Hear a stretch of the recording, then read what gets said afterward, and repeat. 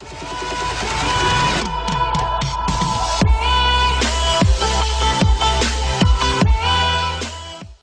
स्वागत है आप सभी का हमारे यूट्यूब चैनल संस्कृत सरस्वती पर। मैं रामकुमार शास्त्री आप सभी संस्कृत अनुरागियों का हार्दिक अभिनंदन स्वागत करता हूं। दोस्तों, यदि आपने अभी तक इस चैनल को सब्सक्राइब नहीं किया तो इसे सब्सक्राइब करें, लाइक करें, शेयर करें और वीडियो देखने के बाद इस चैनल पर कि ये वीडियो आपको कैसा लगा कमेंट्स बॉक्स में आप कमेंट करके मुझे जरूर बताइएगा। मैं आपकी कमेंट की प्रतीक्षा में रामकुमार शास्त्री एक बार फिर आपका हार्दिक अभिनंदन करता हूं। चलिए आज की क्लास शुरू करते हैं। दूसरी कंडीशन का प्रारूप होता है कि आपको मिलेगा ई, आगे भी ई, पीछे भी ई। वो ह्रस्व भी हो सकता है या फिर वो दीर्घ भी हो सकता है। और दोनों के स्थान पर दोस्तों पूर्व वाला वर्ण भी जाएगा, परवर्ण भी जाएगा और दोनों के स्थान पर इन्हीं के समान जो इनका दीर्घ वर्ण होता है वो दीर्घ वर्ण आदेश हो जाएगा। कैसे होता है आइए चर्चा करते हैं। ग्रंथकार ने इसको समझाने के लिए भी लिखा है कि श्री जो लक्ष्मी का पर्यायवाची होता है ना भाई, तो श्री प्लस ईशाह। ग्रंथकार ने लिखा है श्री प्लस ईशाह। अब देखिए कैसे तैयार होता है श्री प्लस ईशाह। श्री के कई सारे नाम होते हैं, श्री लक्ष्मी, श्री कमला, पद्मा, पद्मवासा, हरिप्रिया, क्षीरोदतनया, मास, शब्दज्ञा, इंद्रा स्मृता। तो जो श्री के ईश हैं, श्री में आप देखेंगे सबसे पहला शब्द क्या है श्री। और श्री की संरचना में यदि हम पूर्व वर्ण निकालेंगे तो वो निकलेगा दोस्तों प्रथम शब्द का अंतिम स्वर कौन है, ई है। और उसके बाद में द्वितीय शब्द का पूर्व वर्ण क्या है, ई है। बताइए आगे भी ई है, पीछे भी दीर्घ ई है। दोनों के स्थान पर करेंगे, एक के स्थान पर करें भाई, दोनों के स्थान पर करेंगे ना, दोनों चले जाएंगे और दोनों के स्थान पर कितने आदेश आएगा, केवल एक आदेश। दीर्घ ई भी गया, दीर्घ ई पर वर्ण भी गया, दोनों के स्थान पर दीर्घ ई एक आदेश हो जाता है। आगे बचा हुआ है स्र, फिर हमने बनाया ई और उसके बाद बचा हुआ है शाह। वही व्यंजन वाली स्थिति है। आधे व्यंजन में आगे स्वर मिल जाता है, स्र में ई मिलाओगे तो बताओ क्या हो गया, श्री, और उसके बाद में बन गया शाह। बताइए आपका कौन सा उदाहरण हम पढ़ेंगे तैयार क्या हो गया, श्री शाह। तो जो श्री का ईश है, पूर्व और परवर्ण यदि मान लीजिए ई हो चाहे रस हो या दीर्घ हो, दोनों के स्थान पर पूर्व और परवर्ण के स्थान पर दीर्घ आदेश हो जाता है। कोई मान लीजिए श्री का ईश नहीं है साहब, बोला मैं तो नदी का स्वामी हूँ, मैं तो नद हूँ, बड़ा जो है नाला हूँ, तो उसको हम क्या बोलेंगे, नदी प्लस ई शाह। अब बताइए पूर्व वर्ण कौन है, ई, और बताइए परवर्ण भी कौन है, ई। दोनों ई मिलकर के हो जाएंगे दीर्घ ई एकादेश में, और आपका शब्द क्या बन जाएगा, नदी शाह। इसी प्रकार से मान लीजिए कोई पृथ्वी का ईश्वर है, पृथ्वी में दीर्घ ईकार होता है अंत में, इधर भी ईश से हम ईश्वर शब्द बना लेते हैं। जो पृथ्वी का ईश्वर है वो बताइए दीर्घ ई और दीर्घ ई मिलकर क्या हो जाएगा, पृथ्वीश्वर कहलाएगा। आया है ना आपकी परीक्षा में भैया, तो इसको याद रखिएगा, इसको अच्छे से याद रखना है हमको। इसी प्रकार से मान लीजिए कोई सभी कवियों में बहुत बड़ा कवि है, कवि वाल्मीकि को हमने कहा है कवियों का ईश्वर है। ईश्वर शब्द का मतलब सर्वशक्तिमान, सबसे अधिक प्रभाव रखने वाला, सामर्थ्य रखने वाला होता है। तो कवियों में जो सर्वश्रेष्ठ है, कवियों का जो स्वामी है, बताइए उसको हम क्या कहेंगे, कवीश्वर कहेंगे। इसी प्रकार से मुनि प्लस इंद्र, कोई ऐसा मुनि है या मुनियों का राजा है तो हम कहेंगे मुनि प्लस इंद्र, और हमारा उदाहरण तैयार हो जाएगा। बताइए अच्छा ह्रस्व हो या दीर्घ उससे तो मतलब ही नहीं ना, बहन को होना चाहिए दोनों के दोनों समान वर्ण। तो आगे भी ई, पीछे भी ई, दोनों मिलकर के बताइए कौन सी वाली ई हो गया, दीर्घ ई, और आपका दोनों शब्द मिलकर के बन गया मुनीन्द्र है। इसी प्रकार कोई कवियों का राजा है तो हम पढ़ेंगे उसको कवि प्लस इंद्र।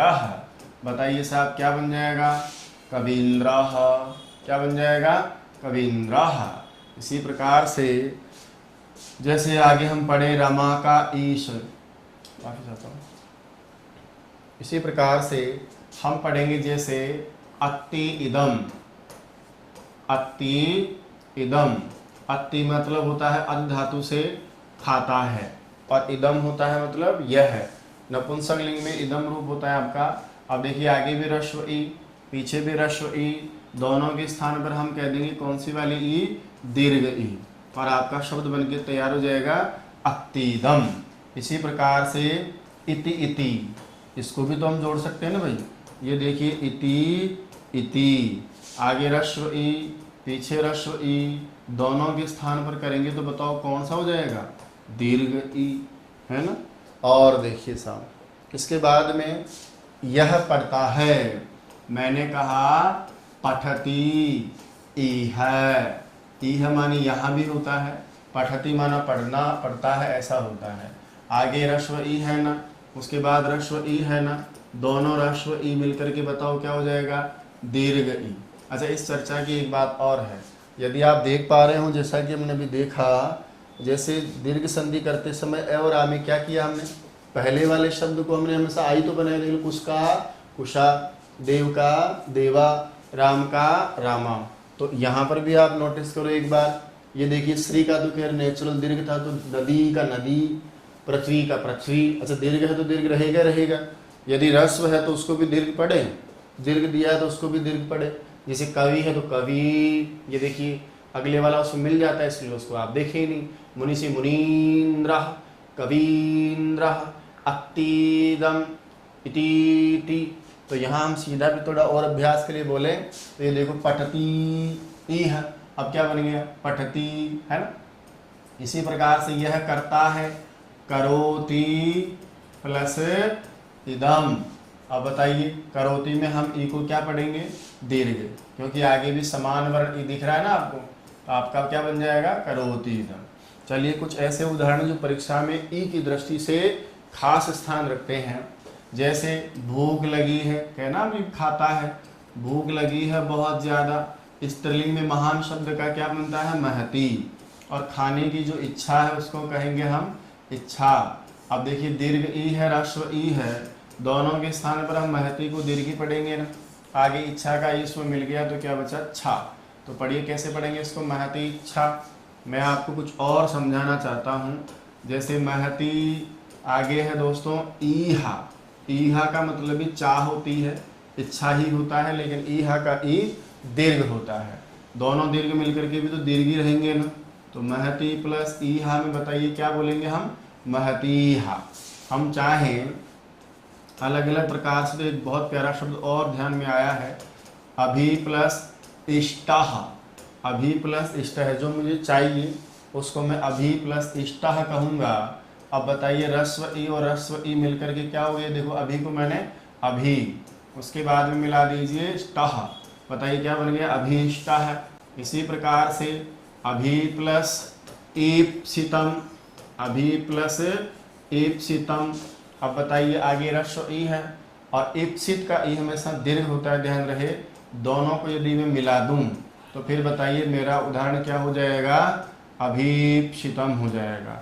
यानी जो चाहा गया होता है सर्वाधिक, उसको हम अभीप्सित के नाम से जानते हैं, ठीक है। इसी प्रकार से कोई कवि है, यह कौन है, तो आपने कहा जी ये तो कवि है, ऐसा कोई भी उदाहरण हम ले सकते हैं। ये कवियों का राजा है, कवियों का क्या है, ये राजा है, तो कवि प्लस इंद्र, बताइए क्या बन जाएगा, कविंद्र। रवि इंद्र का हम क्या बना लेते हैं, रविंद्र बना लेते हैं। उसी प्रकार ई के प्रसंग में कुछ ऐसे भी बहुत प्यारे प्यारे उदाहरण हैं जो उपसर्गों को आधार कर विशेषकर परीक्षा में आपसे पूछता है। जैसे एक मैंने देखा है, प्रति प्लस ईक्षा, प्रति प्लस ईक्षा, बताइए ई ह्रस्व ई दीर्घ मिलकर के क्या हो जाएगा, प्रतीक्षा हो जाएगा। इसी प्रकार से हमारी जिसके लिए हम तैयार कर रहे हैं, जिसका नाम सुन करके ही हमारा मूड खराब हो जाता है, धड़कनें बढ़ जाती हैं, वो होती है हमारी परि प्लस इक्षा परीक्षा। इसी प्रकार से परि प्लस ईक्षणम परीक्षणम, ये सब रूप हमारे निष्पन्न होते हैं दोस्तों। इसी में कंडीशन नंबर 3 जिसमें हमसे कहा गया है कि आगे ओ हो, पीछे भी ओ हो, दोनों तरफ क्या मिलेंगे आपको, उ। वो ह्रस्व भी हो सकता है या दीर्घ भी हो सकता है। ह्रस्व भी हो सकता है या दीर्घ भी हो सकता है, और दोनों के दोनों ऊ चले जाएंगे। दोनों के दोनों के स्थान पर आपका कौन सा वाला आदेश हो जाएगा, दीर्घ उ आदेश हो जाता है। ठीक है, कैसे वो देखिए साहब कैसे होता है। ग्रंथकार ने समझाने के लिए लिखा है भानु प्लस उदयाः, भानु प्लस उदयाः। चलो इसका पोस्टमार्टम करते हैं। यहाँ क्या लिखा हुआ है, भान। अब बताइए भान में पीछे क्या जुड़ा हुआ है, ऊ, है ना। न व्यंजन में आपने क्या देखा, ऊ। उसके बाद में दूसरे शब्द का प्रथम वर्ण क्या है भाई, ऊ। आगे भी ऊ, पीछे भी ऊ, और दोनों ऊ के स्थान पर या फिर एक के स्थान पर, दोनों के स्थान पर करेंगे ना, तो दोनों के स्थान पर क्या हो जाएगा, दीर्घ ऊ हो जाएगा। ये देखिए आगे है भान, पीछे आपने बना लिया ऊ, क्या बचा हुआ है, दयाः। मिला दूं, इधर है आपका भान, उसमें आपने मिला दिया दीर्घ ऊ, और पीछे आपने लिखा है दयाः, बराबर क्या बन गया है, भानुदय। ठीक है, तो ह्रस्व ऊ या दीर्घ ऊ हो, दोनों के स्थान पर हम बनाएंगे तो संधि में कौन सा ऊ बन जाएगा, दीर्घ ऊ बन जाता है। आगे पढ़ो साहब। इसी प्रकार से मान लीजिए भानु की जगह दे दे गुरु का उदय हुआ, गुरु प्लस उदयः। अब जैसे आपने दीर्घ में पढ़ा ना, आगे वाला अ है तो उसको आ पढ़ा आपने, परम से परमा, देव से देवा, सुधा से सुधा। ई में भी आपने क्या पढ़ा, इति से इति, पठति से पठति, करोति से करोति। तो यहाँ पर भी आप ऐसे पढ़ सकते हो ना, गुरु में आगे होगा तो दीर्घ वाला ही ना, तो इसी में वापस मिलेगा, तो गुरु का आप दीर्घ बना लीजिए। यहाँ पर भी ध्यान देना, ह्रस्व वाले में वापस घुमाया जाता है, जबकि दीर्घ वाले में थोड़ा इस तरह का स्पेस दिया जाता है। तो क्या बन गया आपका, गुरु प्लस उदया, गुरुदयः। इसी प्रकार से गुरु जी ने दिया उपदेश, पढ़ लो बेटा, सिलेक्शन हो जाएगा, जिंदगी सुधर जाएगी, है ना। हम कहते हैं साहब पढ़ लेंगे, उपदेश ना दो। किसने दिया आपको उपदेश, गुरु ने। क्या बन जाएगा, गुरु प्लस उपदेशः, गुरुपदेशः। जब नौकरी लग जाती है और जो बातें हमको चुभती हैं ना पहले, वो बातें हमें बड़ी अच्छी लगती है, और हम कहते हैं कि हमारा जीवन सुधर गया, क्योंकि हम पर किसका उपकार हो गया, गुरु का उपकार हो गया है। तो बताइए, गुरु प्लस उपकारः, गुरूपकारः। परीक्षा में हमें देने हैं प्रश्नों के उत्तर, लेकिन उसने निर्देश दिया कि प्रश्नों के उत्तर कैसे देने हैं, छोटे छोटे उत्तर देने हैं। बताइए, लघु प्लस उत्तरम, आगे भी ह्रस्व ऊ, पीछे भी ह्रस्व ऊ, दोनों के स्थान पर कौन सा ऊ हो जाएगा, दीर्घ हो जाएगा, और आपका शब्द क्या बन जाएगा, लघुत्तरम। इसी प्रकार से भू प्लस उदयाः, भू का मतलब धरती, उदय का मतलब उदय होना। बताइए, भू प्लस उदय बराबर भी क्या बन जाएगा, भूदय बन जाएगा। इसी प्रकार से आगे हम पढ़ें तो जैसे भानु मतलब होता है दोस्तों सूर्य, और उसकी है ऊर्जा। बताइए, आगे ह्रस्व ऊ है, पीछे दीर्घ ऊ है। याद रखना, परीक्षा में कई बार हमको ये भी समस्या जाती है कि ह्रस्व है कि दीर्घ है। तो पढ़ने में आप थोड़ा व्यवहार में इस तरह से इनको पढ़ें, आदतें आप कुछ इस तरह की डालें कि आपको पढ़ते समय अपने आप पता चल जाए।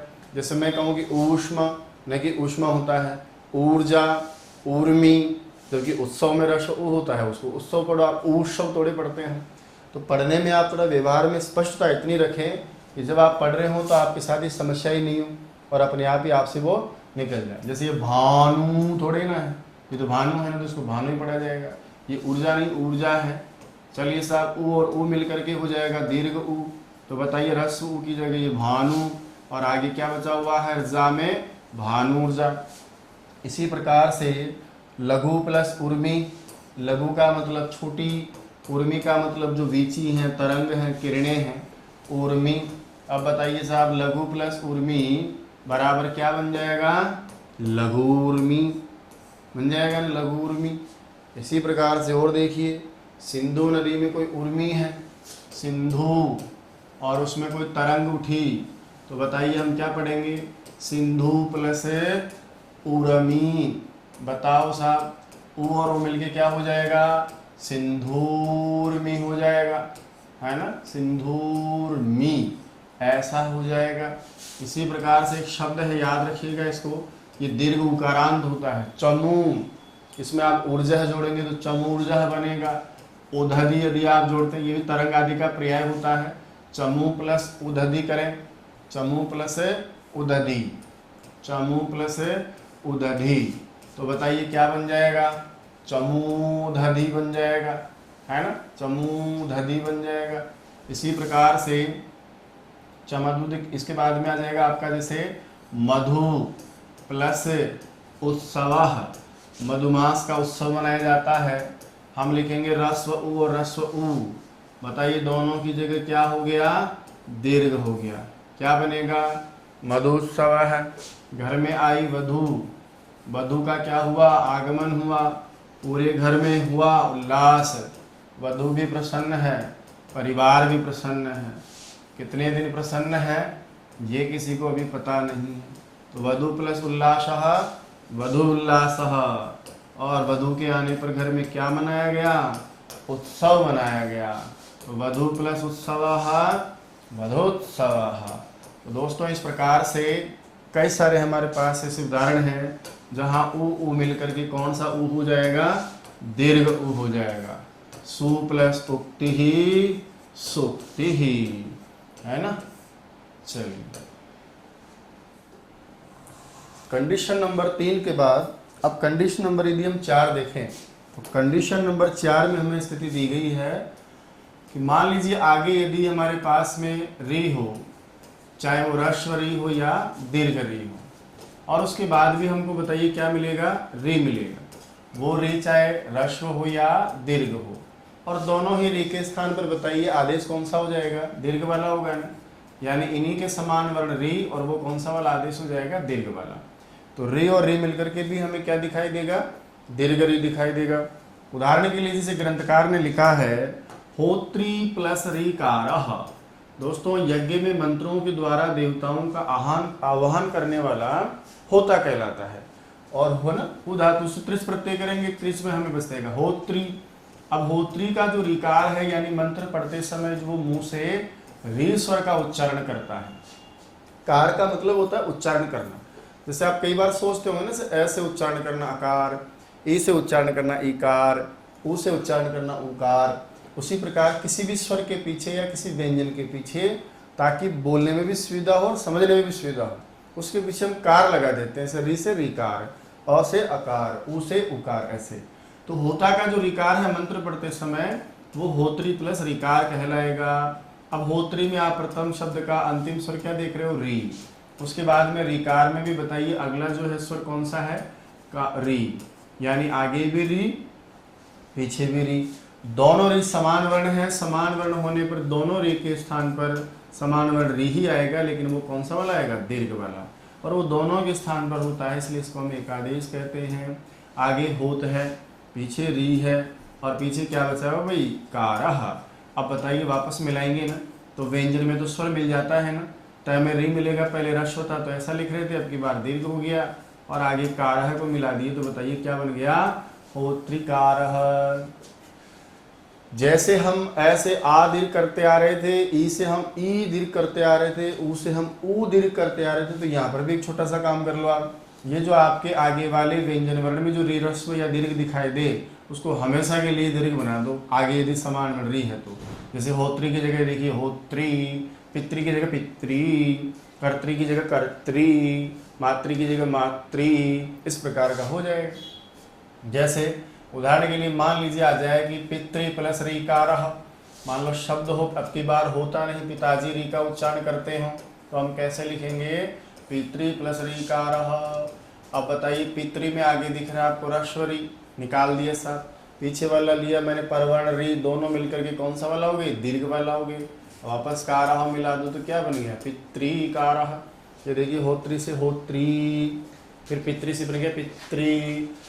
मातृ ऋकार होता तो मातृकारः बन जाता। आगे देखिए मातृ प्लस रिद्धि, माता जी की रिद्धि। रिद्धि का मतलब होता है दोस्तों संपन्नता, है ना। तो री और री मिलकर के क्या हो जाएगा? दीर्घ री हो जाएगा ना, क्या बन जाएगा? मातृद्धि। इसी प्रकार मान लीजिए नौकरी की बात, आपके पिताजी भी पैसे वाले हो जाएंगे, है ना।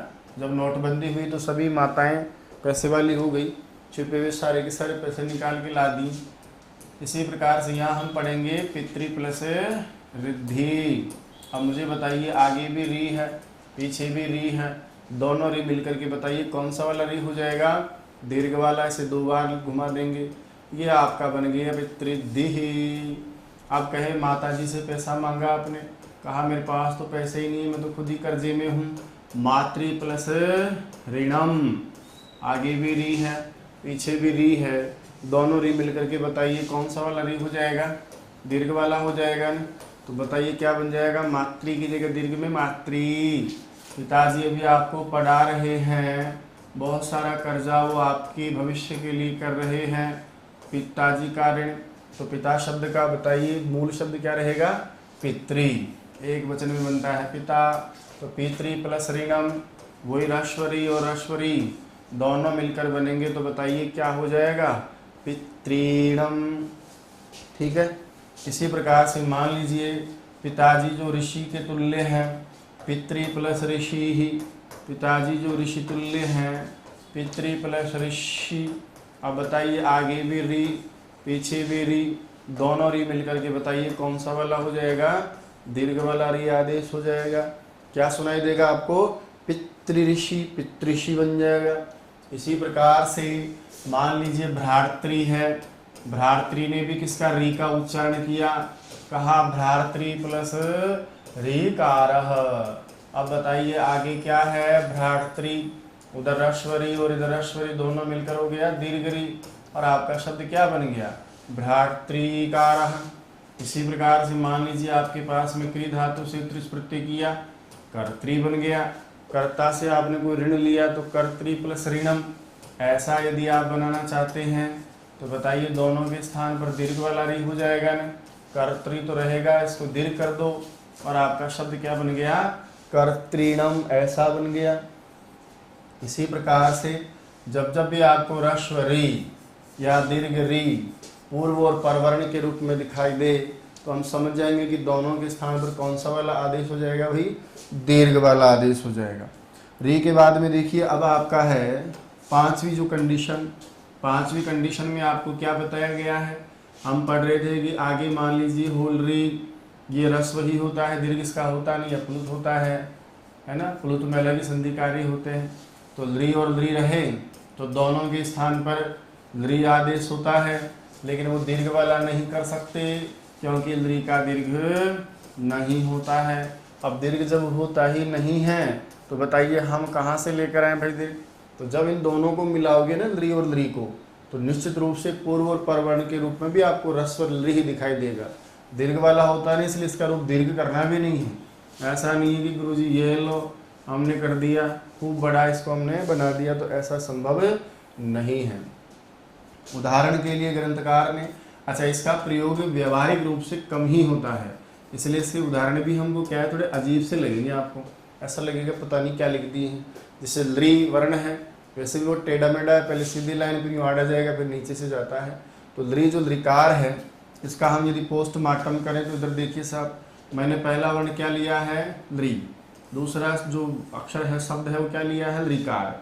बताइए ली में पूर्व वर्ण क्या है ली, उधर आप देख रहे हैं लीकार का आपका पर वर्ण क्या निकल के आएगा ली, आगे भी क्या है ली है, पीछे भी क्या है ली है, दोनों समान है समान, तो समान और समान वर्ण होने पर बताइए सवर्ण दीर्घ होता है, दोनों के स्थान पर होता है क्योंकि एकादेश होता है, लेकिन यहाँ दोनों के स्थान पर दीर्घ रूप दिखाई नहीं देता है, दोनों को जोड़ने पर या दोनों के स्थान पर जो आदेश करेंगे वो लीकार ह्रस्व जैसा ही दिखाई देगा।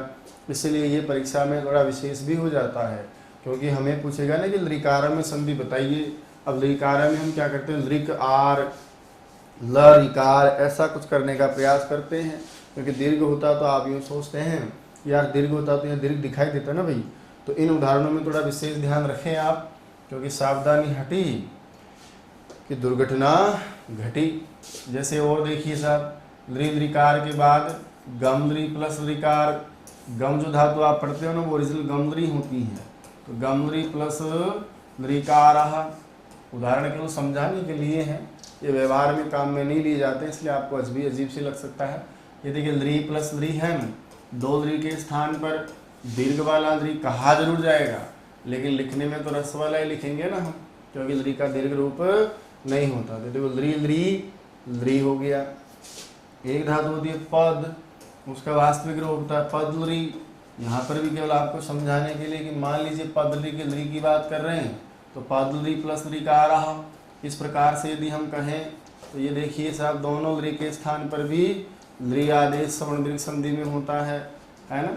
इसी प्रकार से ल्री वर्ण, जैसे ल्री ल्री वर्ण है, आपने कहा जी कौन सा वर्ण है, कि ल्री ल्री वर्ण है।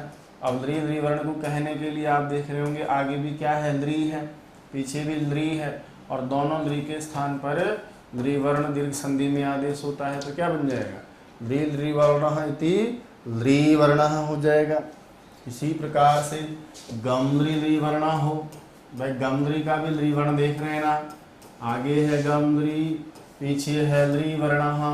अब बताइए क्या बन गया, गम ल्री वर्ण, गम ल्री वर्ण। इसी प्रकार से एक धातु और होती है आपकी विस्लरी, है ना, और विस्लरी धातु में भी आप देखेंगे तो वहां पर भी अंत में आपको ल्री दिखाई देगा, विस्लरी। और विस्लरी में भी क्या है, अंत में ल्री वर्ण है जिसकी संज्ञा आदि हो जाती है।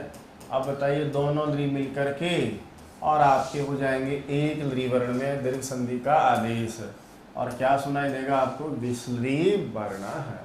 तो दोस्तों दोनों तरफ यदि आपको ल्री वर्ण दिखाई देता है तो दोनों तरफ ल्री वर्ण होने पर भी दोनों के स्थान पर सवर्ण दीर्घ संधि में ल्री वर्ण ही आदेश होता है, और ल्री दीर्घ वाला आदेश नहीं होगा क्योंकि ल्री का दीर्घ नहीं होता है। अब हम वापस एक बार देखेंगे पूरी चर्चा को। यदि मैं देखूं शुरुआत से तो संधि के प्रसंग में सबसे पहले संधि का जो अभ्यास हम कर रहे हैं उसका नाम क्या है, दीर्घ संधि। और दीर्घ संधि की परिभाषा में मैंने आपको जो सूत्र लिखा है उसका नाम क्या था, अकह सवर्णे दीर्घः। अगली जो संधि है उसका नाम है गुण संधि। सवर्ण दीर्घ अपने आप में सबकी बाधक होती है, सबसे पावरफुल संधि होती है। उसके बाद में दोस्तों स्वर संधि का दूसरा भेद होता है अपने गुण संधि। गुण संधि पढ़ते समय हमें दो चीजें पढ़नी पड़ेगी अलग अलग। एक तो ये होता है कि गुण संधि का सूत्र, लेकिन सूत्र से पहले भी आपको दो तीन बातें ध्यान में रखनी है। एक सूत्र है जो गुण वर्ण को आपको बताता है, उसका नाम है अदेंग गुण। कहते हैं कि गुण एक वर्णों के समूह का नाम है। बोले साहब ऐसे कौन से वर्ण हैं, तो याद रखिएगा एक वर्ण होता है आपका अ, एक वर्ण होता है आपका ए, और एक वर्ण होता है आपका ओ। ये जो आपके तीन वर्ण होते हैं, तीन वर्णों को व्याकरण शास्त्र में एक नाम दिया गया है, उस नाम का नाम है गुण नाम। यानी मैं आपसे कह दूं कि बताइए गुण कितने वर्णों का नाम है, कितने स्वरों का नाम है, तो आप कह दोगे जी ये तीन स्वरों का नाम है। मैं कह दूं कि ये देखिए गुण जा रहे हैं, इसका मतलब आप समझ जाना कि अ जा रहा है, ई जा रहा है, और अ जा रहा है, ए जा रहा है, और ओ जा रहा है। तो इन तीन वर्णों को व्याकरण शास्त्र में गुण कहा। मैं किसी को आवाज दूं कि गुण आ जाओ, या तो अ आएगा, या फिर ए आएगा, या फिर ओ आएगा। इन्हीं को लेकर के गुण संधि का विधान किया गया है, और गुण संधि करने वाला जो सूत्र है उसका नाम है आद गुण। व्याकरण शास्त्र में गुण संधि करने वाला जो सूत्र है उसका नाम क्या है, आद गुण। क्या कहता है, नियम क्या है इसका, वो भी हम समझ लेते हैं। ठीक है, कहते हैं कि साहब यहाँ जब हम गुण संधि करते हैं तो गुण संधि का नियम है कि आगे हो अ, और अ नहीं के साथ में और दूसरा क्या चलेगा, आ। यानी गुण संधि करते समय वर्णों की व्यवस्था में आपको आगे मिलेगा एक तो अ, और उसके बाद में याद कीजिए मैंने आपसे कहा था कि छोटे अक्षर कितने वाले, चार। कौन कौन याद आ रहा होगा, एक आपका ई, एक आपका ऊ, एक आपके पास में री, और एक है आपका ली। डायग्राम बनाते समय मैंने आपसे कहा था कि समान वर्ण होने पर तो दीर्घ होता है, और यदि अ को आगे मान करके मैं छोटे वाले चार करूं तो फिर बताइए संधि का नाम क्या बताया था मैंने। और उस डायग्राम की रूपरेखा आप याद कीजिए कुछ ऐसी ही थी कि छोटे वाले पीछे आ जाए तो संधि का नाम क्या होता है, गुण। आगे हमेशा क्या रहेगा, अ, और अ का ही दीर्घ रूप बताइए क्या हो सकता है, आ। तो अ हो या आ हो, अ हो या आ हो। इसी प्रकार ली से पहले भी अ हो या आ हो, और इन सब के बाद में बताइए आपको कौन सा वर्ण मिलेगा, ई वर्ण मिलेगा। वो ह्रस्व भी हो सकता है या दीर्घ भी हो सकता है, ओ ह्रस्व या दीर्घ हो सकता है, और री भी ह्रस्व या दीर्घ हो सकता है। लेकिन दोस्तों ली का दीर्घ नहीं होता है, इसलिए कभी भी आपको दीर्घ रूप नहीं मिलेगा। तो याद रखिएगा, यही हम पढ़ रहे थे कि अ और आ के बाद कोई से भी छोटे चार में से एक स्वर आ जाए तो पूर्व और पर वर्ण के स्थान पर, अच्छा याद है, ये भी ध्यान होगा आपको कि इन दोनों वर्णों के स्थान पर, यानी पूर्व और पर दोनों वर्ण चले जाएंगे और दोनों वर्णों के स्थान पर गुण संधि कार्य या गुणवर्ण आदेश होता है। और ये दोनों वर्णों के स्थान पर होने के कारण याद रखिएगा, इसे हम कहते हैं गुणवर्ण एकादेश। तो दो वर्ण जाएंगे, एक पूर्व वर्ण जाएगा, एक परवर्ण जाएगा, और दोनों के स्थान पर जो आदेश आएगा वो आपका कौन सा वाला आदेश हो जाएगा? गुण आदेश हो जाएगा। अब बोला साहब हमारे पास में गुण वर्ण कितने हैं? 3, यानी जब भी अ और आ के बाद में 4 आपको स्वर मिल जाएंगे तो इन दोनों के स्थान पर इनमें से कोई एक यहाँ पर आ जाएगा। बोले गुण संधि हो जाती है, गुण संधि होने का मतलब कोई गुणवर्ण आ जाता है। बोला अ और ई के स्थान पर क्या आता है? ए। अ और उ के स्थान पर क्या आता है? ओ। इसी प्रकार से अ और री के स्थान पर क्या आता है? गुण अ। और री के स्थान पर गुण क्या आता है? अ। अब यहाँ थोड़ा आप सोच रहे होंगे कि साहब हमने तो यहाँ अर पढ़ा है, यहाँ हमने अल पढ़ा है, तो ऐसा क्यों है? तो समझिए पहले इस बात को कि जब भी कोई दो वर्णों के स्थान पर कोई वर्ण आएगा तो जिनके स्थान पर वर्ण आएगा ना वो भी उनके जैसा ही आएगा। कैसे? जैसे इन तीनों में से मान लो अ और ई की जगह ओ भी तो आ सकता था ना, अ और ई की जगह अ भी तो आ सकता था, लेकिन ये दोनों के उच्चारण स्थान मिलाए जाते हैं। इस पूर्व वर्ण और परवर्ण के उच्चारण स्थान के समान जिनका उच्चारण स्थान हो जाएगा वो इनकी जगह आ जाएगा। जैसे अकुहा विसर्जनीया नाम, याद है आपको? पढ़ा था, मैंने पढ़ाया था आपको, कंठ, तो अ का उच्चारण स्थान कंठ है। और ईचु यशा नाम तालु, दोनों आगे वाले और पीछे वाले पूर्व और परवर्ण का उच्चारण स्थान कंठ तालु है, इसलिए इन दोनों के स्थान पर आने वाला भी कंठ तालु वाला ही होना चाहिए। और याद कीजिए ए दई तो कंठ तालु, ए और आई का हम क्या पढ़ रहे थे? कंठ तालु, इसलिए ये आ गया। उसी प्रकार से जब यहाँ पढ़ेंगे तो यहाँ पर आ जाएगा आपका अ का वही कंठ, और एक ऊ का याद कीजिए हमारे पास में उच्चारण स्थान क्या है? औष्ठ। इसका मतलब अ और ऊ को मिलाने पर ऐसा स्वर आएगा जिसका उच्चारण स्थान कंठोष्ठ हो। तो याद कीजिए इसका उच्चारण स्थान ओ दौ तो कंठोष्ठम। अब और देखिए अ का उच्चारण स्थान क्या है? कंठ है ना। और बताइए रे का स्थान क्या है? मूर्धा। कहा कि आपने तो केवल अ लिखा है जिसका कंठ है, मूर्धा वाला कहाँ है? मैं थोड़ा शास्त्र को छोड़ करके चलता हूँ। याद रखिएगा, जब हम गुण वर्णों में अ वर्ण करते हैं, ए वर्ण बनाते हैं और ओ वर्ण बनाते हैं, इनमें जो ये अ है, यदि इसका संयोजन आप री से कर रहे हो तो ये अ अकेला नहीं आता बल्कि र साथ लेकर आता है। और यदि पूर्व में अ और बाद में री का संयोजन, संयोग या संधि आप कर रहे हो तब भी गुण आदेश तो अ होता है, लेकिन वो री के साथ होने पर अल रूप में आता है। तो याद रखिएगा, यहाँ जब अ और री को हम जोड़ते हैं तो उसका स्वरूप कैसा हो जाता है?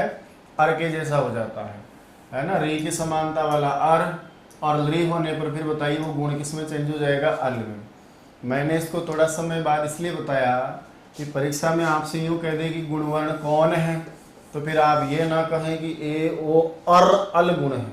गुण तो वास्तव में कौन कौन है? तो गुण तो है, गुण वाले तो भैया हमारे पास 3 ही हैं, अ है, ए है और ओ है। याद रखिएगा, अर और अल को गुण नहीं कहा गया है, वो तो हमारी आगे व्यवस्था है व्याकरण की, पाणिनि की, जो उस हिसाब से बताता है। तो गुण तो कौन है? अ ए ओ, लेकिन अ 2 भागों में बढ़ जाता है, एक बार अर के रूप में आएगा, एक बार अल के रूप में। अब देखिए अर के रूप में आ गया ना, तो अ का उच्चारण स्थान कंठ है, ऋतु रसायन मुर्दा है। अब अल के रूप में आएगा तो अ का उच्चारण स्थान कंठ है, ली और ल का उच्चारण स्थान दंत है। इस प्रकार उच्चारण समानता के आधार पर पूर्व और परवर्ण के उच्चारण स्थान से मैच करता हुआ गुणवर्ण आदेश हो जाता है। तो बताइए अ प्लस ई बराबर ए, अ प्लस उ बराबर ओ, अ प्लस री बराबर अर, और अ प्लस ली बराबर अल गुणादेश होता है। और ये दोनों के स्थान पर होता है, इसलिए इसको हम एकादेश कह देते हैं। तो सूत्र का नाम क्या पढ़ा आपने? आद गुणः।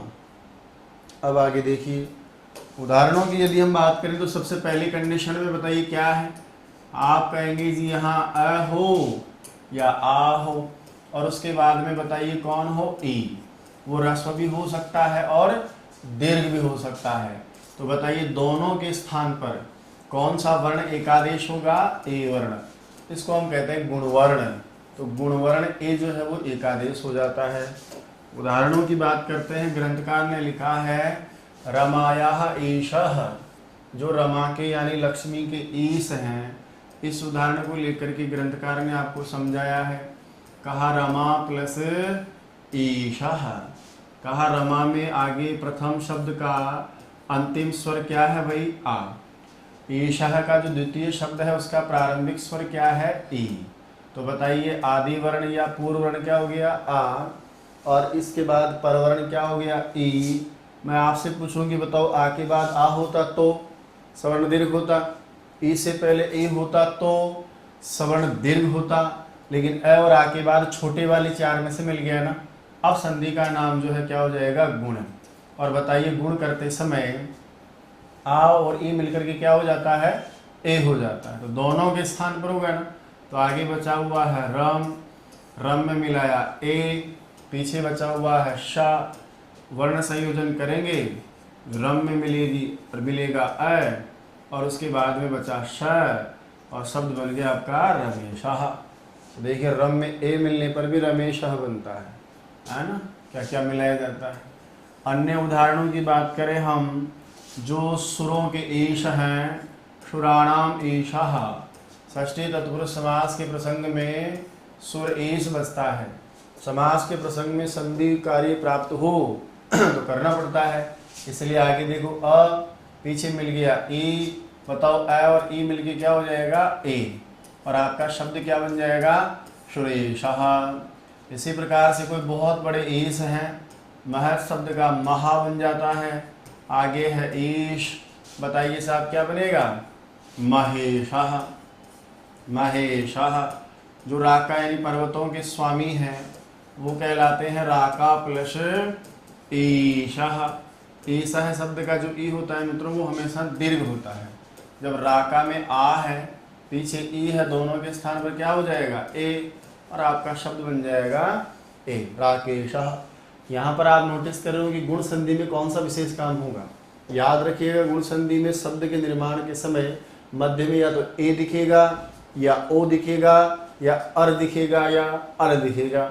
नियम के लिए मान लो आपको कन्फर्म हो जाएगी गुण संधि है, गुण संधि ही होगी, तो आप यदि आगे ई है तो इसको ए के साथ पढ़ें, यहाँ ऊ होता है तो उसको ओ के साथ पढ़ते। कैसे? जैसे ये देखिए सुर है ना, आगे ये तो सुर की जगह सुरे, ये देखिए सुरेशः। माँ है तो महे, महेशः। राका है तो राके। ऐसे शब्दों को पढ़ा जाता है। जैसे गुडाका, भगवान श्री कृष्ण अर्जुन को जब गीता में उपदेश देते हैं तो वहाँ एक शब्द आता है गुडाका प्लस ईशः, हे गुडाकेशः, है ना। तो गुडाका प्लस ईशः गुडाकेशः। आगे देखिए सब इसी प्रकार से तथा प्लस इति, तथा प्लस इति, हाँ जैसा ही है या वह ऐसा है, तो तथा आ के स्थान पर और ए के स्थान पर गुण क्या हो गया? ए। और बताइए शब्द क्या बन गया? तथेति।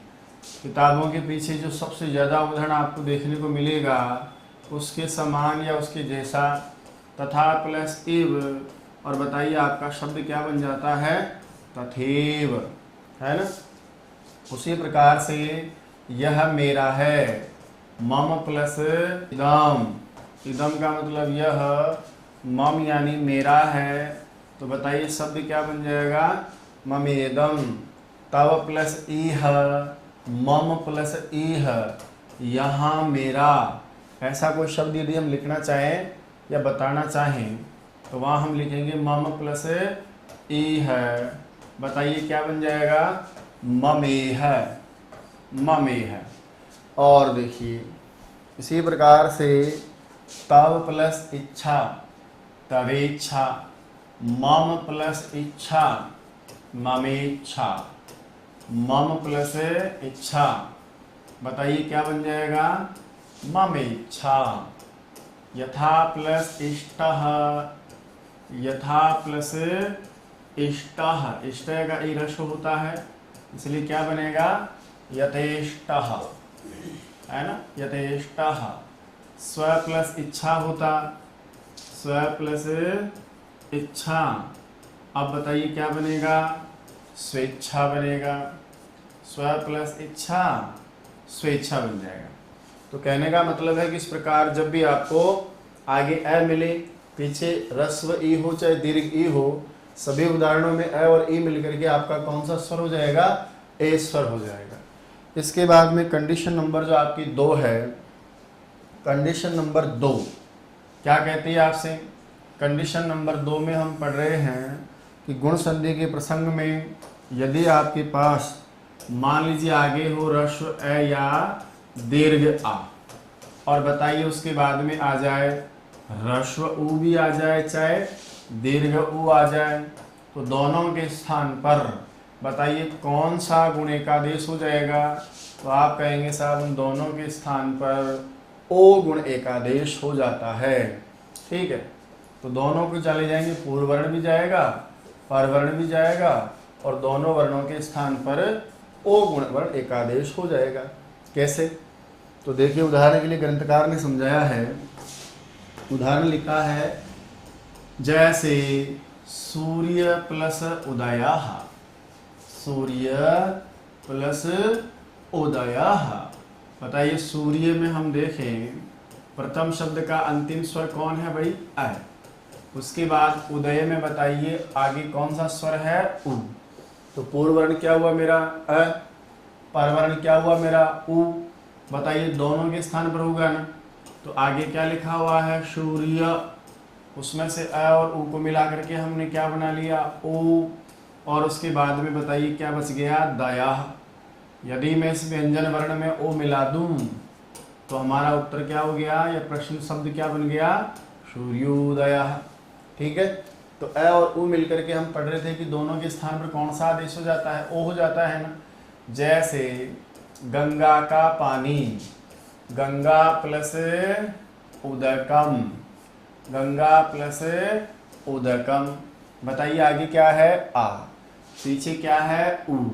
बताइए आ और उ मिलकर क्या हो जाएगा ओ, तो गंगा की जगह क्या पढ़ोगे गंगो, सूर्य की जगह सूर्यो। इसी प्रकार से गंगा प्लस उदकम, और आपका शब्द बन जाएगा गंगोदकम। चरण धोने के लिए पानी हो, चरण प्लस उदकम, तो बताइए क्या बन जाएगा, चरणोदकम, चरणोदकम। इसी प्रकार से यहाँ लिखेंगे हम मम प्लस उत्तरम, मम प्लस उत्तरम। बताइए क्या बन जाएगा, मेरा उत्तर है तो मम उत्तरम। जैसे हम गुण संधि के प्रसंग में जो ई का प्रसंग था, वहाँ हम ये सीख रहे थे ना कि अ के बाद ई हो तो दोनों के स्थान पर ए होता है, तो अगले वाले स्वर को आप ए पढ़ो। यहाँ पर भी तो हम ऐसा कर सकते हैं ना, कन्फर्म होगी गुण संधि होगी, आगे उ स्वर है तो इसको ओ पढ़ो। सूर्य से सूर्यो, गंगा से गंगो, चरण से चरणो, मम से ममो, ऐसे पढ़ा जाता है। जैसे जन्म का उत्सव है ना, अलग अलग लोग अपने अपने उत्सवों को मनाते हैं। ज़्यादातर लोग अपने जन्मोत्सव जुलाई माह में अपनाते हैं, क्योंकि ज़्यादातर स्कूलों में जैसे एडमिशन हुआ, मास्टर जी ने पूछ करके लगभग सभी का जुलाई में जन्म उत्सव के लिए निर्धारित तिथि दे दी। उनमें से मैं भी एक हूँ। जुलाई की 1 तारीख को हमारा भी होता है जन्म प्लस उत्सव, पर जन्मोत्सव तो बड़े लोग मनाते हैं, है ना। इसी प्रकार से वन में मनाया जाने वाला उत्सव, कुंवारी कन्याएं अच्छे पति की चाह में उपवास करती हैं और वन में जाकर के उत्सव मनाती हैं, व्रत रखती हैं ना, उसे हम कहते हैं वनोत्सव, वन में जब मनाए जाने वाला उत्सव।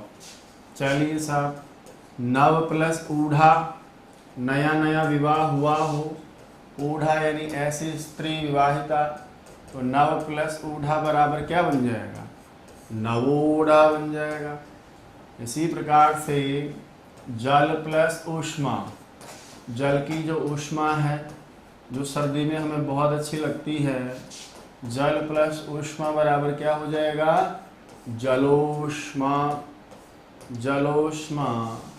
जल में पाई जाने वाली तरंग ऊर्मी ही, जल प्लस ऊर्मी ही, बताइए क्या हो जाएगा, जलोर्मी ही, जलोर्मी ही, जलोर्मी। और देखिए साहब उसी प्रकार से आगे के उदाहरणों में भी हम देखें, पर प्लस उपकार, पर यानी दूसरे का क्या करना, उपकार करना। बताइए क्या बनेगा पर से, परो, आगे क्या है, कारः बराबर परोपकार है। इसी से मिलता हुआ शब्द है हित प्लस उपदेशः, हित का क्या करना, उपदेश करना। और जब हित का उपदेश करेंगे तो बताइए उस उपदेश को हम क्या कहेंगे, हितोपदेशः, है ना। इस प्रकार से सामान्य जब भी हम देखेंगे अ और उ मिलेगा तो अ और उ के मिलने से बताइए दोनों वर्णों के स्थान पर अ और उ के गुण संधि कार्य में दोनों के स्थान पर कौन सा आदेश हो जाएगा, ओ आदेश हो जाता है। कंडीशन नंबर यदि 3 हम देखें तो तीसरी कंडीशन में हमारे पास में है री, यानी तीसरी जो स्थिति है गुण संधि में, बताओ वहां आगे तो क्या मिलता है आपको, अ या आ, और उसके बाद में आपको मिलेगा इस बार री, चाहे वो ह्रस्व हो या दीर्घ हो, दोनों के स्थान पर जो गुण वर्ण होता है ना वो तो केवल अ ही होता है, लेकिन नियम है उर्ण रपर है, एक सूत्र है वो कहता है कि री के स्थान पर कोई काम करो ना आप अ ई उ तो हमेशा र लेकर के आता है, तो री के साथ करोगे तो स्थिति क्या हो जाएगी, अर। बोला ये कैसे होता है, तो उदाहरण के लिए देखिए ग्रंथकार ने लिखा है, जैसे ग्रंथ का उदाहरण हमारे लिए सबसे ज़्यादा जरूरी है। ग्रंथकार ने लिखा है कृष्ण की रिद्धि, रिद्धि यानी संपन्नता, ऐश्वर्या को बोलते हैं, ऐश्वर्य जो होता है उसको, तो कृष्ण की क्या बताने जा रहे हैं आप, रिद्धि। अब बताइए साहब यहाँ कृष्ण में आप सब देख रहे होंगे, बताइए कृष्ण का जो प्रथम शब्द है ये, उसका अंतिम स्वर क्या है, अ, ठीक है। और अ के बाद आप देखेंगे रिद्धि का जो आप स्वर देख रहे होंगे उसका नाम क्या है, री, पीछे लिखा हुआ है धी। अब मैं आपसे कहूँगी बताइए अ के बाद अ होता तो आपका जवाब होता श्रवण दीर्घ हो जाता है, री से पहले री होता श्रवण दीर्घ हो जाता। फिर मैंने कहा कि नहीं अब की बार अ है पीछे री है, तो अब कौन सा संधि कार्य करेंगे, तो छोटे अक्षरों के रहने पर, जिनको मैंने बड़े प्रेम से छोटे वर्ण कहा है, अ के बाद चारों में से कोई सा भी तो संधि का नाम गुण है, और गुण संधि में बताइए दोनों के स्थान पर कौन सा वर्ण एक आदेश हो जाएगा, आप कहोगे जी दोनों वर्ण चले जाएंगे और दोनों वर्णों के स्थान पर अर आकर बैठ जाएगा। पीछे क्या बचा हुआ है, धी, अ और री मिलकर क्या बना है, और आगे है कृष्ण। अब मैं इसको मिलाने का कार्यक्रम करता हूँ, ये देखिए साहब कृष्ण, इसके बाद में में मिलेगा अ, कृष्ण, आधार यदि व्यंजन है तो कहाँ जाएगा, ऊपर, इसके बाद में लिखा हुआ है धी। ये बताइए साहब आपका शब्द बन गया कृष्ण और देही, है ना। अच्छा स्वर होता है तो स्वर मिल जाता है ना इसमें, लेकिन व्यंजन है तो नियम है कि आधा जो रह होता है वो ऊपर चला जाता है, तो क्या बन गया कृष्ण रिद्धि, कृष्ण और देही।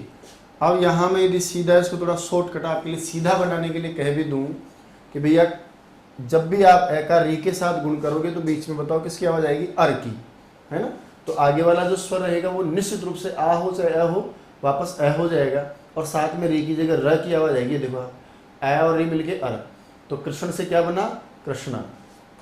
थोड़ा और सीधा यदि आप इसको सीखना चाहो ना, जल्दी से यदि आत्मविश्वास के साथ हम इसका उत्तर निकालना चाहें तो ये हमेशा स्थिति हो जाएगी अ और री मिलके कृष्णर हो जाएगा, तो पीछे अर जुड़ जाएगा, कृष्ण से कृष्णर, और ये देखिए आपका धी बचा हुआ था उसको आपने जोड़ा ही है।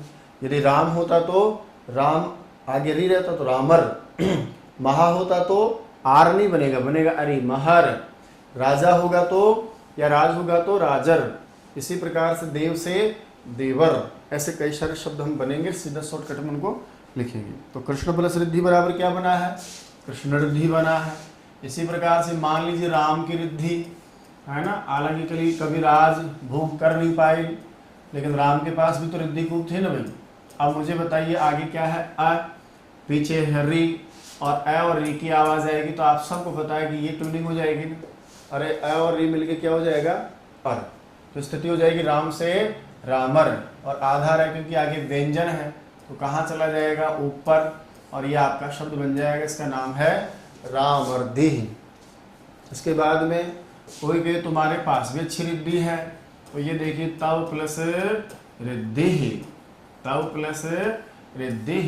बताइए अब की बार आप तव में किसका श्रवण करेंगे, तवर, आगे क्या है धी, और आपका शब्द बन जाएगा तवर्धिः।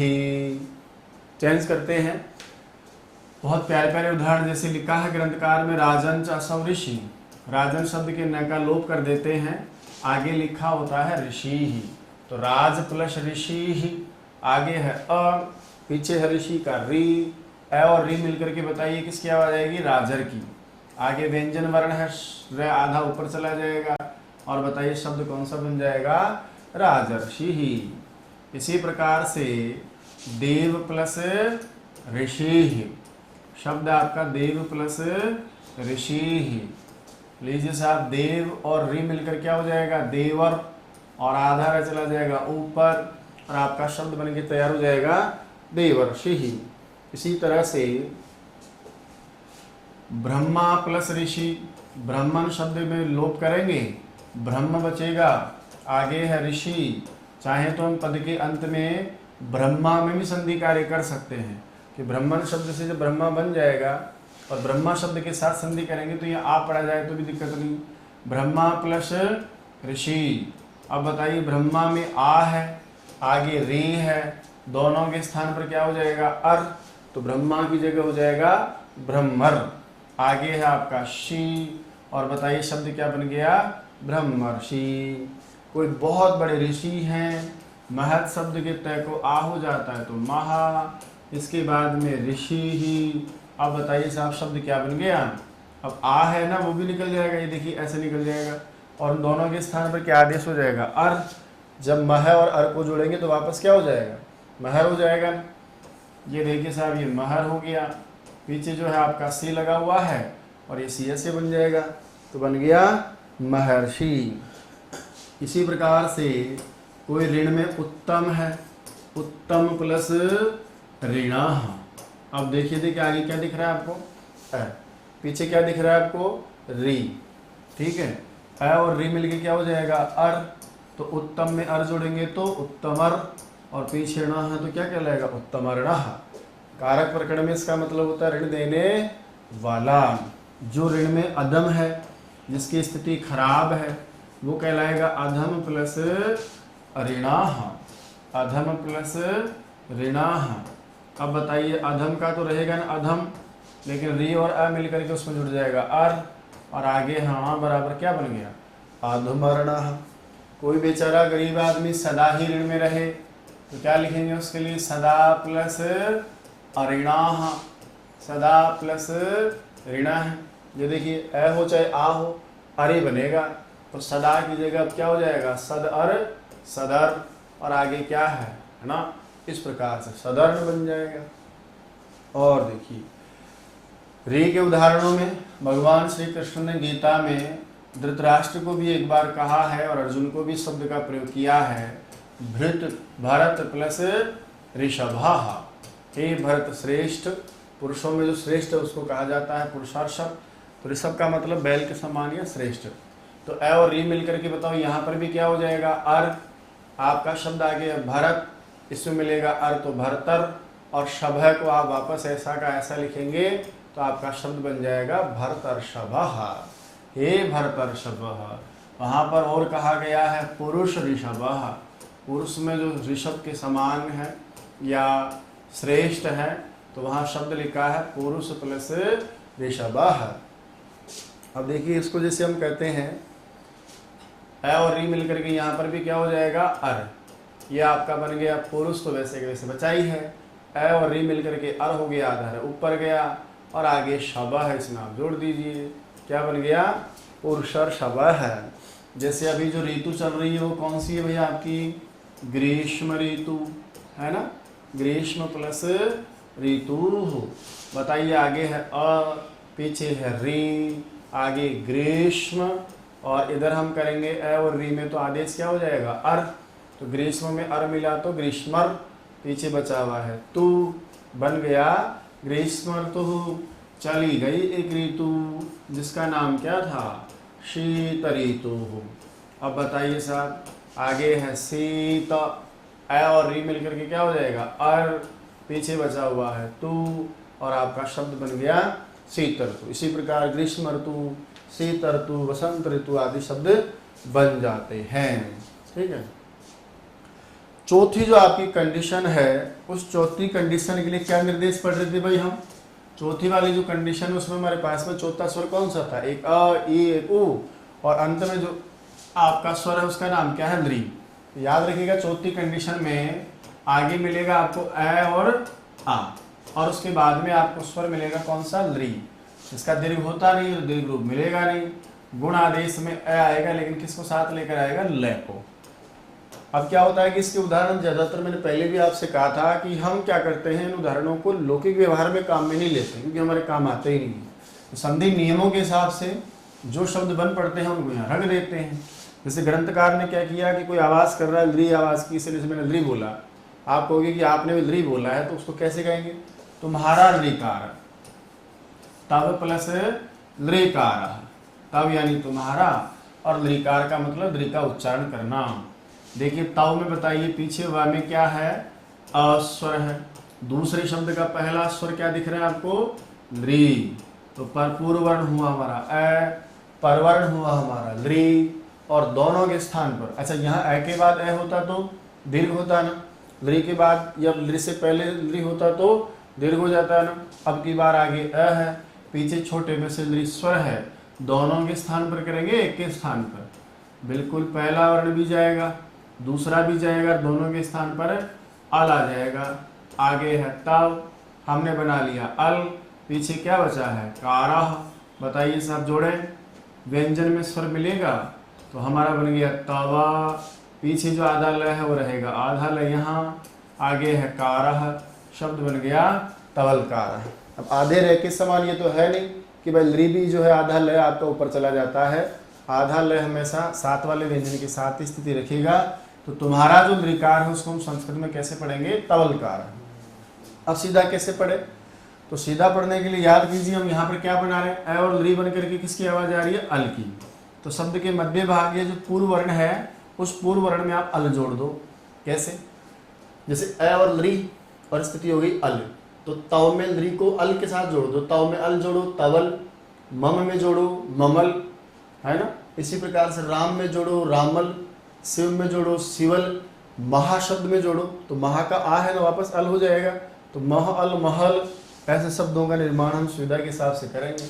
जैसे ममल रिकार, मैंने ली की आवाज की और मैंने कहा कि मेरा लिकार, तो मम प्लस लिकार है। अब ये देखिए आगे है अ, पीछे है ली, अ और ली मिलके अल हो जाएगा ना, तो मम में आप अल जोड़ दो पहले। ये देखिए मम से ममल, अब जो बचा हुआ है वो यहाँ आ जाएगा, मम प्लस लिकार, मम अल कार, ममल कार है। सदा ही लिकार बोलता रहता है ये व्यक्ति, सदा प्लस लिकार, सदा प्लस लिकार। अब बताइए सदा है, सदा में से आ गया, आ और ली मिलकर के भी तो होंगे तो अली ना भाई, इसलिए यहाँ पर हम क्या लिखेंगे, सदलकार, ऐसे बोलेंगे। ठीक है, बहुत बड़ा लिकार है, महा प्लस लिकार है। अब बताइए महा प्लस लिकार है, किसने लंबा ही ली बोला है ना, ली ऐसा किसी ने कुछ कहा, तो हम आ और ली के स्थान पर बताइए क्या कर लेंगे, अल कर लेंगे, तो बन गया लीजिए बिना पैसे में महल, और आगे क्या है कारह, तो आपका शब्द बन गया महल कारह। इसी प्रकार से मान लीजिए तुम्हारा ली वर्ण है, मैंने कहा तब ली वर्ण, ऐसा मैंने संधि के प्रयोजन से आपको उदाहरण दिया, वही सेम प्रक्रिया रहेगी। अ और ली मिलेगा, दोनों के स्थान पर किसकी आवाज आएगी, अल की, तो तव की जगह बताओ क्या हो गया, तवल, और पीछे जो ली के बाद बचा हुआ है वर्ण है वो आपने ऐसे लिख दिया, तो तव प्लस ली वर्ण इति तवल वर्ण, मम प्लस ली वर्ण इति ममल वर्ण, और महा प्लस ली वर्ण, महा प्लस ली वर्ण। अब बताइए आ और ली मिलकर के भी तो अल ही होता है ना, तो यहाँ क्या हो जाएगा, महाल की जगह महल करेंगे, आगे है वर्ण, और बताइए क्या बन गया, महल वर्ण। इसी प्रकार से तुम्हारा लृदंत, भाई हम सीखने के लिए कुछ उदाहरण ऐसे ही प्रैक्टिकली पढ़ रहे हैं ताकि आप समझ जाए बात को। तव लृदंतः, अब बताइए अ है लृ है, दोनों के स्थान पर अल हो जाएगा तो तव की स्थिति क्या हो जाएगी तवल, और उसके बाद में क्या है दंतः, तो तवल दंतः हो जाएगा। मम लृदंतः होता तो मम लृदंतः, लृत अंत इति लृदंतः। तो अब बताइए मुझे मम के साथ लृ जुड़ेगा तो बन जाएगा ममल, और उसके बाद में दंतः तो क्या बन गया ममल दंतः। तो कहने का मतलब है कि यदि अ और आ के बाद लृ हो तो दोनों के स्थान पर अल गुणादेश होता है, वैसे गुण अ होता है लेकिन दोनों के स्थान पर मिलाकर क्या पढ़ देंगे अल। ठीक है, तो अ प्लस ई बराबर ए, अ प्लस उ बराबर ओ, अ प्लस री बराबर अर, अ प्लस लृ बराबर अल गुणादेश होता है। संधि का सूत्र कौन सा है हमारा आद गुण, कहता है कि अ और आ के बाद में यदि छोटे वाले चार स्वर हों तो इनके क्रमशः स्थान पर ई हो तो ए, ओ हो तो ओ, री हो तो अर, लृ हो तो अल आदेश हो जाते हैं। तो दोस्तों ये थी आज की क्लास, एक नए अंदाज में, एक नए विषय वस्तु के साथ, एक नए तरीके के साथ। आशा करता हूँ आज का वीडियो आपको बहुत अच्छा लगा होगा। आज की क्लास आपकी प्रतियोगी परीक्षा के लिए बहुत लाभदायक रहेगी। दोस्तों ये वीडियो कैसा लगा, वास्तविक आपका अनुभव कैसा रहा, ये कमेंट्स बॉक्स में आप मुझे कमेंट करके जरूर बताएंगे। आपके कमेंट्स को पढ़ करके मैं जवाब दूंगा, और भी हम बहुत सारी अच्छी अच्छी चीजें पढ़ते रहेंगे, सीखते रहेंगे। आपके कमेंट्स से मुझे जो ऊर्जा मिलती है, यकीन मानिएगा आने वाली क्लासें और भी जोरदार होंगी, आपके लिए जो वास्तव में फायदेमंद रहेंगी। रीट और सीटेट या कोई भी सीट परीक्षा होगी उसमें हम बहुत अच्छे प्राप्त करेंगे। बने रहिएगा चैनल के साथ। जय तो संस्कृतम, जय तो भारतम।